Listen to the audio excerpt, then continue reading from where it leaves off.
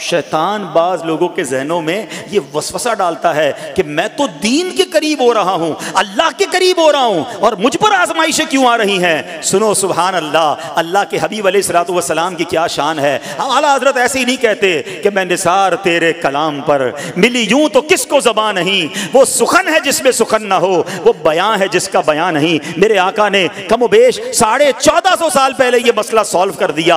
हजरत सैयदना साद बिन अबू वक्कास रज़ियल्लाहु तआला फरमाते हैं कि मैंने अर्ज की, या रसूल अल्लाह सल्लल्लाहु अलैहि वसल्लम, सबसे ज्यादा मुसीबतें किन लोगों पर?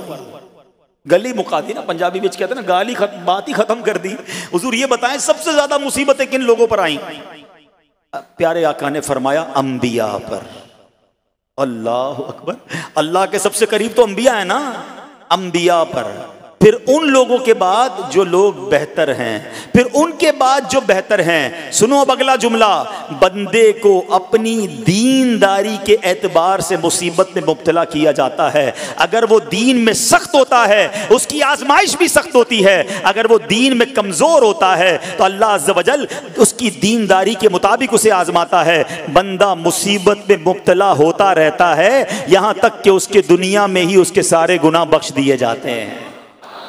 गोया अल्लाह की ये रहमत है कि बंदा बड़ा नेक हो रहा है, रब चाहता है कि इस बंदे पर आजमाइश भेजूं, मेरा नेक बंदा सब्र करे, इसके गुनाह माफ हो जाएं और मेरे पास आए तो उसको जन्नत में दाखिल कर दूं। अल्लाह अकबर। ऐ प्यारे इस्लामी भाइयों, याद रखना, अब जो मैंने एक सवाल कायम किया था ना कि यार मैं तो दीन के करीब, मैं तो अल्लाह के करीब होने की कोशिश कर रहा हूं और एक के बाद एक आजमाइश आ रही है, ये क्या है? अब एक और हदीस सुन लो, सुभान अल्लाह। हजरत सैयदना अनस रज़ियल्लाहु तआला अन्हु से रिवायत है, सरकारे वाला तबार, हम बेकसों के मददगार, शफीए रोजे शुमार, दो आलम के मालिक व मुख्तार सल्लल्लाहु तआला अलैहि वसल्लम ने फरमाया, जब अल्लाह अज़्ज़ व जल किसी बंदे से मोहब्बत फरमाता है, सुनना जरा गौर से, अल्लाह अज़्ज़ व जल जब अपने किसी बंदे से मोहब्बत फरमाता है या उसे अपना दोस्त बनाने का इरादा फरमाता है तो उस पर आजमाइशों की बारिश फरमा देता है। अल्लाह करीम उस पर मोहब्बत भी फरमा रहा है और आजमाइशें भी भेज रहा है। दोस्त पर आजमाइशें कौन भेजता है?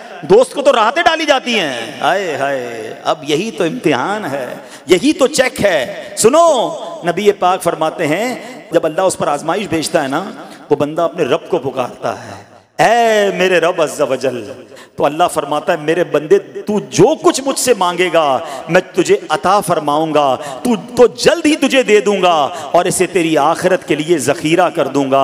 सुभान अल्लाह। यानी अल्लाह वालों को आजमाया जाता है, उनके दर्जात बुलंद किए जाते हैं, उनके गुनाह मुआफ़ किए जाते हैं। तो ऐ मेरे प्यारे इस्लामी भाइयों, कभी भी ये जहन में ख्याल मत लाना कि यार मैं दीन में करीब आ रहा हूँ, मेरी आजमाइशें बढ़ रही हैं। समझ लो इम्तिहान शुरू हो गया है, टेस्ट शुरू हो गया है। अब इस टेस्ट में मुझे कामयाब होना है और अल्लाह के मजीद करीब जाना है। जिंदगी में जो गुनाह हो गए हैं ये मेरे गुनाहों का इंशाअल्लाह कफ़ारा बन जाएगा, मेरे दर्जात की बुलंदी का सबब बन जाएगा।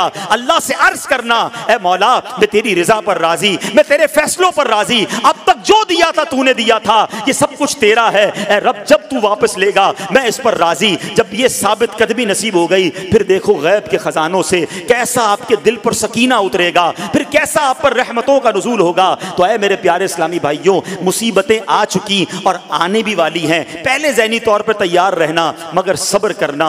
ये चंद दिनों की, चंद घंटों की, चंद लम्हों की मुसीबत है, मगर ये तुम्हारे दर्जात को बुलंद कर देगी। रब्बे करीम सब्र करने वालों को पसंद फरमाता है।